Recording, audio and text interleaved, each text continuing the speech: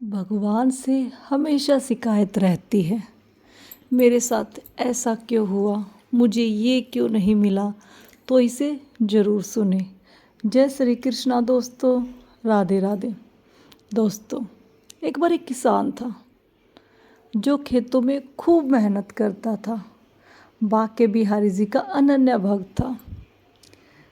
तो किसान को हमेशा बिहारी जी से शिकायत रहती थी कि बिहारी जी, आप मेरी फसल को अच्छे से करते नहीं हो।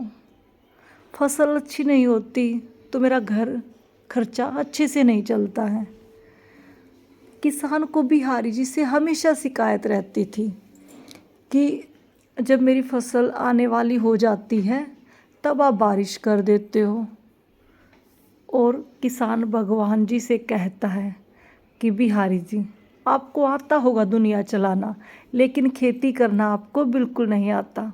आप किसान का बहुत नुकसान करते हो। तो बिहारी जी ने कहा, ठीक है, तुम बताओ क्या चाहते हो। तो किसान ने कहा, बिहारी जी, मैं चाहता हूँ अब की बार यह टेंडर आप मुझे दे दीजिए, फिर देखना मेरी फसल कैसी होगी। जब मुझे बारिश चाहिएगी मैं बारिश करूँगा, जब मुझे धूप चाहिएगी मैं धूप दूँगा। आप यह टेंडर मुझे दे दीजिए। तो बिहारी जी ने कहा, ठीक है, तुम्हें जैसा ठीक लगे ऐसे कर लो। तो किसान ने गेहूं को बोया। जब धूप की ज़रूरत पड़ी तब धूप दी, और जब बारिश की ज़रूरत, पानी की ज़रूरत पड़ी तो बारिश कर दी। अब किसान की फसल बिल्कुल हरी हरी लहरा रही थी। किसान बहुत खुश था और भगवान जी से कहता है, देखो बिहारी जी, अब की बार देखना कितनी फसल होगी, बड़ा फ़ायदा होगा।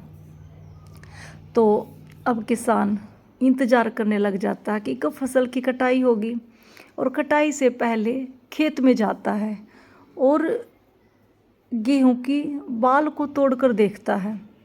बाली के अंदर दाना था ही नहीं। तो किसान को लगा कि ऐसा कैसे हो सकता है। किसान ने दूसरी बाली को तोड़ा, और जैसे ही बाली को तोड़ा तो देखता है कि गेहूं तो है ही नहीं, बाली एकदम से खाली पड़ी है। तो किसान यह सब देखकर हैरान हो गया, और जैसे ही देखा बिहारी जी के मंदिर जाता है और बिहारी जी से मिलता है। बताता है कि बिहारी जी, मैंने तो समय पर धूप दी और समय पर पानी दिया, अब भी फसल अच्छी नहीं हुई, समझ में नहीं आ रहा है ये क्या हुआ। तो बिहारी जी ने बताया कि तुमने हवाएं तो नहीं चलाई, आंधी तो नहीं चलाई, जिसकी फसल को सबसे ज़्यादा ज़रूरत थी। अगर तुम हवा नहीं चलाओगे, आंधी नहीं चलाओगे, तो फसल अपनी पकड़ को ज़मीन में, मिट्टी में मजबूत कैसे करेंगे। और जब तक फसल की पकड़ मजबूत नहीं होगी मिट्टी में, तब तक दाना कैसे बनेगा। ऐसे ही इंसान का है कि जब तक बुरा समय नहीं आता है, जब तक संघर्ष का समय नहीं आता है, तब तक इंसान मजबूत नहीं बनता है। इसीलिए मैं आंधी और तूफान चलाता हूँ। भले ही तुम्हारी फसल लेट जाती है, लेकिन फिर भी दाना अच्छा निकलता है। अब तुमने सब कुछ अपने हिसाब से किया तो तेरी फसल के अंदर दाना ही नहीं बना। आंधी चलाता हूँ, पकड़ मजबूत होती है, फसल लेट भले ही जाती है, लेकिन जितना तुम्हारी किस्मत का होता है तुम्हें मिल जाता है।